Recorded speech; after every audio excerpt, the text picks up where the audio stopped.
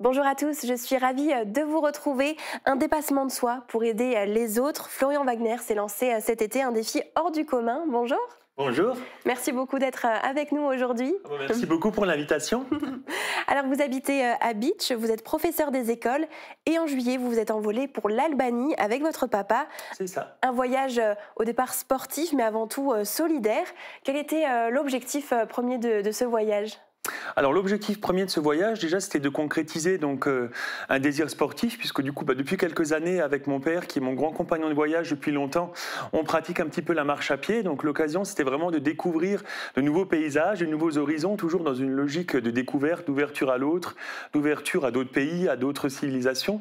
Et en fait, du coup, l'occasion s'est faite que du coup, j'ai eu l'idée, par le biais d'un autre bénévole, d'associer ce projet du coup de découverte et de marche à un projet solidaire avec l'association L'Envol. Donc c'est une association qui est basée à Paris et pour laquelle je suis bénévole depuis 2015. Et donc du coup, c'était le hasard, mais je trouvais que c'était une bonne idée, je dirais, de célébrer ces 10 ans d'engagement auprès de cette association qui est très chère à mon cœur par ce projet solidaire. Et donc, il y a une collecte de dons qui était organisée en parallèle du voyage, c'est ça ? Tout à fait. En fait, au biais d'un séjour via cette association, un autre bénévole avait organisé une collecte pour le chemin de Saint-Jacques-de-Compostelle.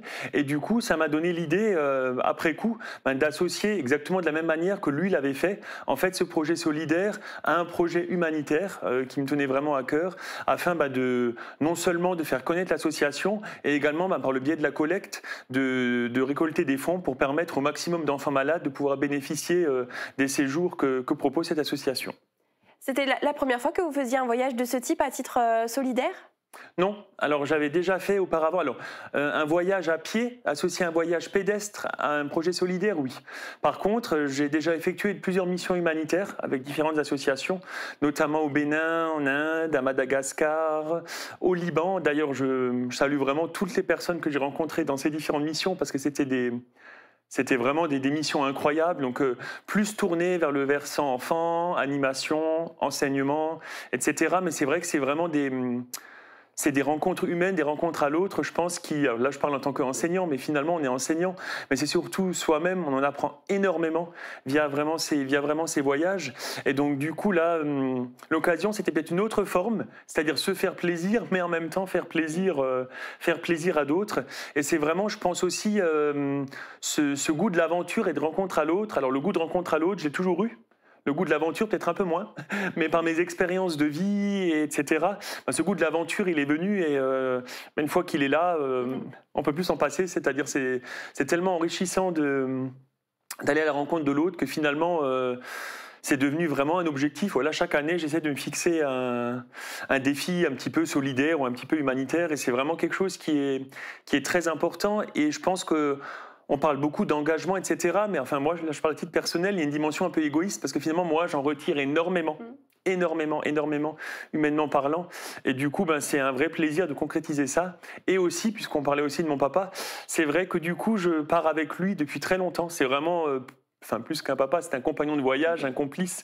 On a déjà été dans beaucoup de pays différents, et donc vraiment, c'est une passion commune. C'est une passion commune qu'on a vraiment tous les deux, de découverte, etc. Alors moi, le sport quand même, ça c'est plus mon papa. Mais du coup, voilà, j'essaie de me surpasser un petit peu et on va dire de relever des défis sportifs. Et pourquoi l'Albanie cette fois-ci ? Alors pourquoi l'Albanie ? Alors tout simplement parce qu'il faut savoir que du coup, quand on choisit une destination avec mon père, on n'a jamais de destination préconçue. Ça se fait un petit peu, je vais pas dire au hasard de ce qu'on peut lire, entendre, découvrir, c'est un petit peu ça. Et en fait, cette année, on cherchait une destination tournée autour de la marche et de la nature. Et en fait, en se renseignant un petit peu, on nous avait parlé de l'Albanie qui était encore émergente, mais en même temps méconnue, qui en même temps était encore sauvage et qui était quand même un cadre de randonnée qu'on citait beaucoup dans les lieux incontournables et les lieux intéressants. Et donc du coup, c'est ce qui nous a fait choisir d'aller en Albanie et d'en faire également un grand tour parce que du coup, c'est vraiment un pays avec des visages très différents entre le nord qui est très montagneux, le sud qui est beaucoup plus, qui rappelle un petit peu la France méditerranéenne.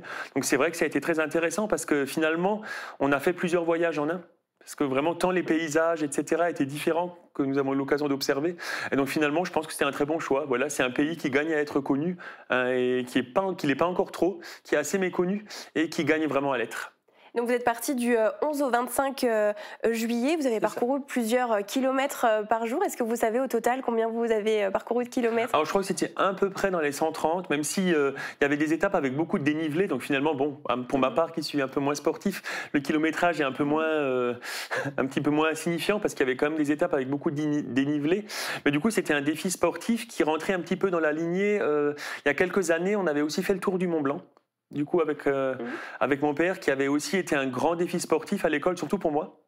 Parce que voilà, c'était quand même le Tour du Mont Blanc, ça fait un petit peu partie du Graal des randonneurs, et j'avais beaucoup souffert, mais du coup, je voulais réitérer l'exploit en me disant un petit peu que quelque part, j'ai envie de dire, comme par le biais des nombreuses associations auprès d'enfants malades que j'ai fait, donc là on parlait de l'envol, j'ai eu aussi l'occasion de faire VML, vaincre les maladies lysosomales, l'AOPA, Palipède, enfin voilà plusieurs, l'APF, les paralysés de France, c'est-à-dire là c'est l'envol, mais c'est aussi, je dirais, tous les enfants malades que j'ai eu l'occasion de rencontrer, ou même les enfants, même dans le cadre de mon enseignement, hein, je pense que qui m'ont donné cette force en fait de me dire que en fait je le fais pour eux et du coup ça m'aide à me surpasser. Je pense que du coup ça donne vraiment au-delà de l'aspect sportif individuel, mais le fait de savoir qu'on le fait pour une cause qui nous tient vraiment à cœur, je pense que ça pousse vraiment à se surpasser et aller au bout de ses limites et finalement on est fier de soi et on le fait pour quelqu'un et du coup ça donne vraiment cette plus-value en fait qui permet de se surpasser, d'aller au-delà de ses limites.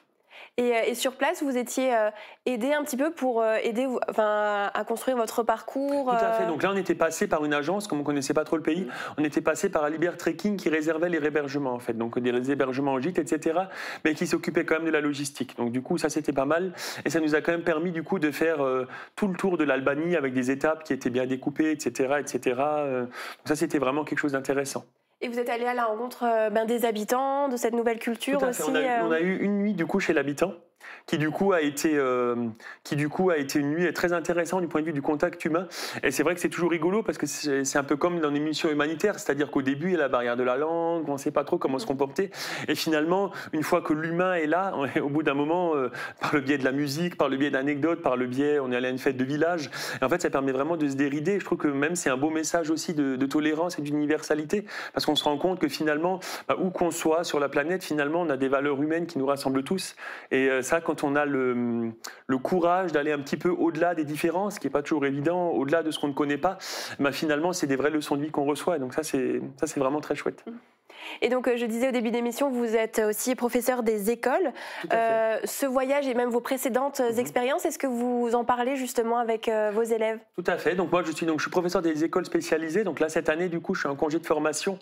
Donc je fais un diplôme universitaire en art-thérapie, en médiation artistique, théâtrale et corporelle, parce que justement, je trouvais que pour le public que j'accompagne, c'est important aussi de toujours se former, d'être en veille pédagogique perpétuelle.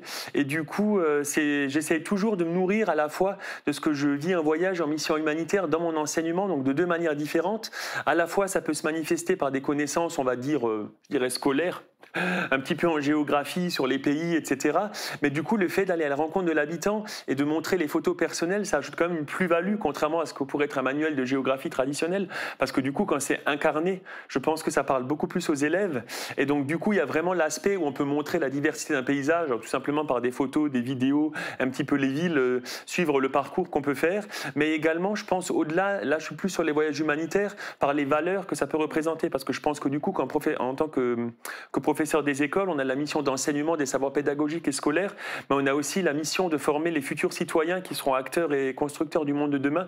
Et du coup, je pense que sensibiliser les élèves à des projets humanitaires, citoyens, humains, tels qu'ils soient, c'est aussi important parce que du coup, ça sème quand même des graines pour les enfants qui seront finalement les futurs acteurs, les futurs bâtisseurs du monde de demain. Et donc c'est pour ça, je pense qu'il y a vraiment ces deux aspects, le culturel, le géographique, qui est super important, et l'aspect, on va dire, plus idéologique sur les valeurs que peuvent transmettre de tels projets. Et donc, et à titre personnel, je pense que ça développe aussi la créativité, parce que moi, je me souviens, mes voyages, j'aime toujours les introduire.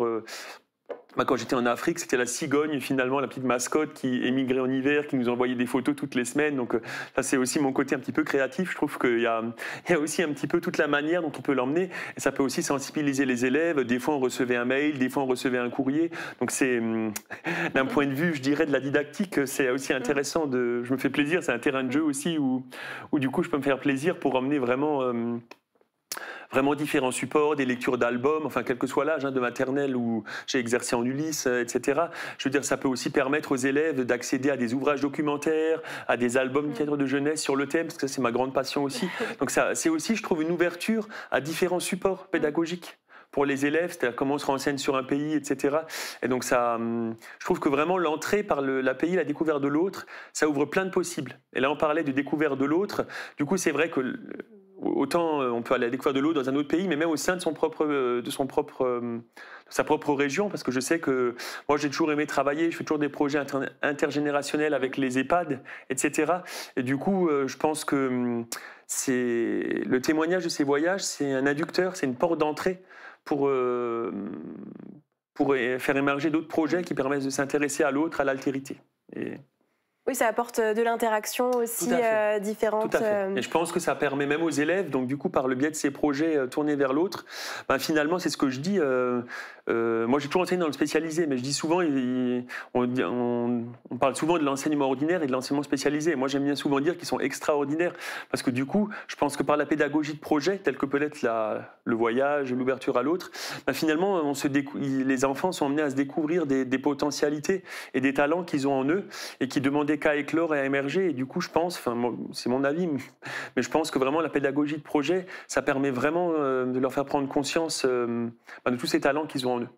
Et là, si je peux, je fais un petit peu le parallèle, parce que du coup, je ne l'avais pas dit avant, avec l'association L'Envol, parce que du coup, il faut savoir que l'association L'Envol, donc elle organise des séjours pour des enfants malades, et également pour leurs familles, c'est important aussi, parce qu'ils font aussi, par exemple, des séjours pour les fratries, les frères et sœurs, des week-ends famille.